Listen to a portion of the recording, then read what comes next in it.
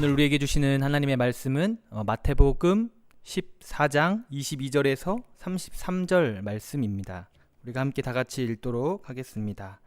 예수께서 즉시 제자들을 재촉하사 자기가 무리를 보내는 동안에 배를 타고 앞서 건너편으로 가게 하시고 무리를 보내신 후에 기도하러 따로 산에 올라가시니라. 저물매 거기 혼자 계시더니 배가 이미 육지에서 술이나 떠나서 바람이 거스름으로 물결로 말미암아 고난을 당하더라. 밤사경에 예수께서 바다 위를 걸어서 제자들에게 오시니 제자들이 그가 바다 위에 걸어오심을 보고 놀라 유령이라 하며 무서워하여 소리 지르거늘 예수께서 즉시 이르시되 안심하라 나니 두려워하지 말라.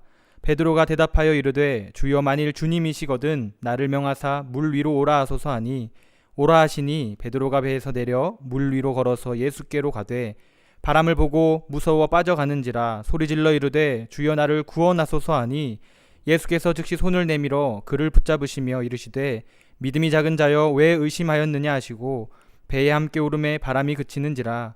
배에 있는 사람들이 예수께 절하며 이르되 진실로 하나님의 아들이로소이다 하더라. 아멘. 할렐루야. 여러분 반갑습니다. 오늘도 하나님을 사랑하는 마음 가운데에 또 영상으로 이 시간 이 자리를 지키는 우리 사랑하는 고등예천교회 친구들 주님의 이름으로 축복합니다. 오늘은 마태복음을 가지고 하나님의 말씀 나누도록 하겠습니다. 지난주 화요일쯤인가요? 비가 무자비하게 내려서 이 교육관과 본교회에 물난리가 좀 났었습니다. 그때 이 목사님이 교육관 우리 예배실을 정리하고 이제 이 본교회로 넘어와서 물이 어디서 새는지를 좀 이렇게 확인하기 위해서 십자가 탑까지 이렇게 올라가게 되었습니다. 근데 거기 십자가 탑을 올라가기 위해서는 한 경사가 70도 정도 되는 사다리를 3번이나 이렇게 기어서 올라가야 했습니다.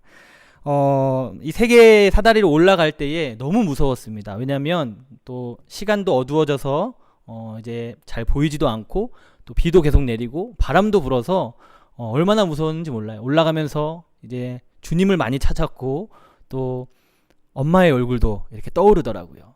아무튼 그렇게 우여곡절 끝에 잘 올라갔다가 내려왔는데 사다리로 올라가면서 가장 인상 깊었던 것이 있었습니다. 뭐냐면 내가 시선을 어디에 두느냐에 따라 내 마음과 생각이 달라졌기 때문입니다. 제가 하늘만 보고서 올라갈 땐 저의 두려운 마음, 불안한 마음이 좀 덜했습니다. 그러나 올라갈 때 시선을 이렇게 아래쪽으로 두니까 정말 무섭더라고요. 그러면서 이제 불안한 그런 생각들이 막 엄습해오기 시작했습니다. 막 몸이 부들거리면서 이런 생각들이 들더라고요. 나 이렇게 해서 올라가다가 발을 잘못 헛디디면 어떡하지? 떨어져서 죽는 거 아닌가? 어떡하지?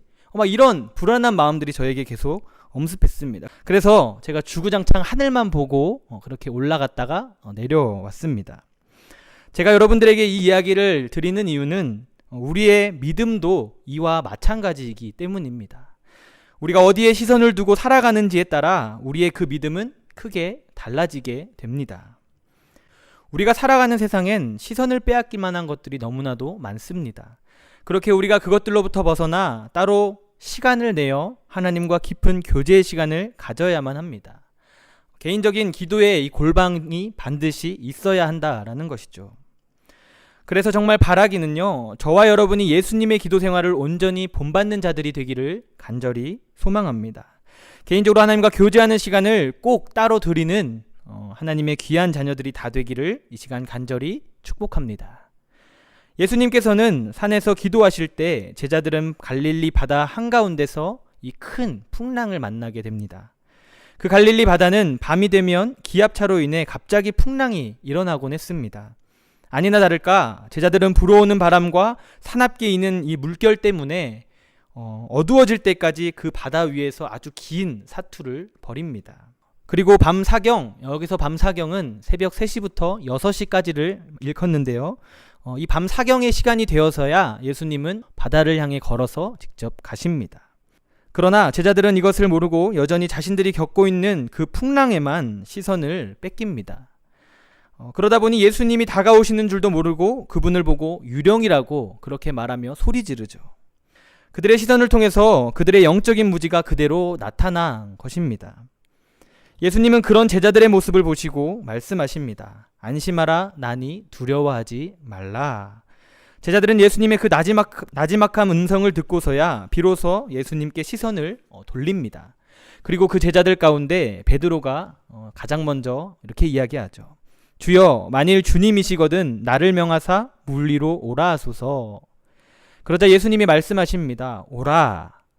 베드로는 예수님의 그 말씀을 듣고 곧장 그 배에 내려서 그분께만 시선을 두고 물 위를 걷기 시작합니다. 그렇게 예수님께 시선을 두고 한참을 걸어가다가 바람을 보고 그 자리에 즉시 빠져버립니다. 그리고 허우적대며 주여 나를 구원하소서 그렇게 소리칩니다. 그러자 예수님이 손을 내밀어 그를 붙잡으시며 말씀하시죠. 믿음이 작은 자여 왜 의심하였느냐. 그리고는 함께 배에 오르십니다. 그러자 놀랍게도 그렇게 사납던 바람과 풍랑은 잠잠해졌습니다. 여러분, 오늘 말씀에서 물, 풍랑은 세상을 의미합니다. 그래서 예수님이 물 위를 이렇게 걸으셨다라는 것은 예수님께서 세상을 딛고 서셨다라는 것을 의미합니다. 베드로가 예수님께 시선을 두었을 땐 물 위, 즉 세상을 이길 수 있었다라는 것이죠. 그러나 세상을 쳐다보고 바람을 쳐다보고 세상 환란을 쳐다보니 거기에 어떻게 되었습니까? 그 즉시 함몰되어 빠져버렸습니다. 이와 마찬가지로 우리 또한 우리의 시선을 다른 것에 빼앗겨서는 절대로 세상을 이길 수가 없습니다. 우리의 시선은 항상 창조주 되시는 예수님께 고정되어 있어야만 합니다. 그럴 때 우리가 세상을 넉넉하게 이기게 될 줄 믿습니다.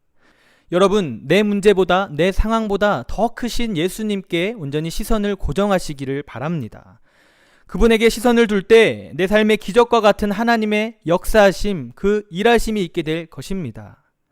저와 여러분이 이것을 깊이 경험하게 되기를 간절히 소망합니다.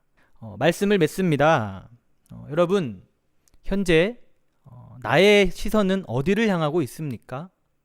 우리의 시선은 어디를 향해야 하겠습니까? 히브리서 12장 2절 전반부의 말씀은 이렇게 우리에게 권면합니다. 믿음의 주여 또 온전하게 하시는 이인 예수를 바라보자.